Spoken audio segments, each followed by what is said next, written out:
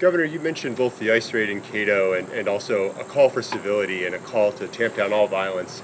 In Rochester this week, there was federal immigration enforcement activity, and a crowd of people came out and confronted those agents, and I believe either slashed or deflated the tires of the vehicles the agents were using. Is that good behavior, or is that good trouble? That's violence. That's violence.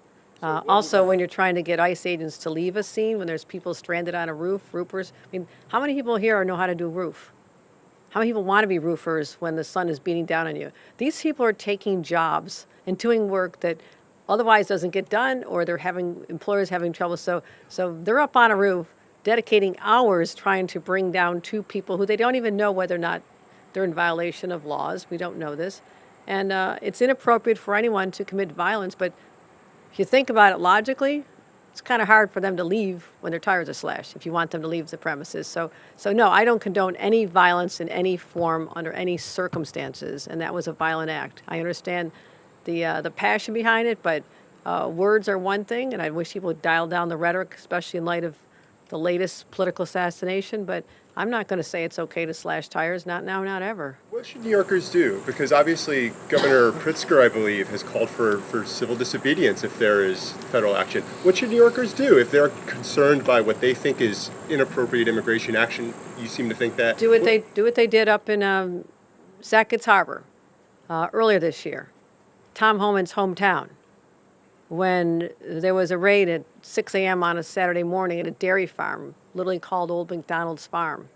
A long time, very conservative family, well known in Republican circles, had this business, and their farm was raided. A mom, third grader, and her twin brothers were all taken away to a detention center. That very conservative community rose up.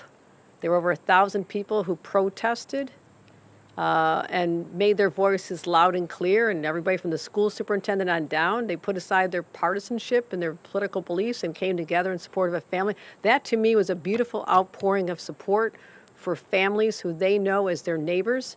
And guess what? We got the families back. And so I can't guarantee that every time. I had conversations with Tom Homan. I spoke to him again this past week about the mom and the kids I'm trying to reunite. And he wasn't aware of that circumstance, told me he'd look into it.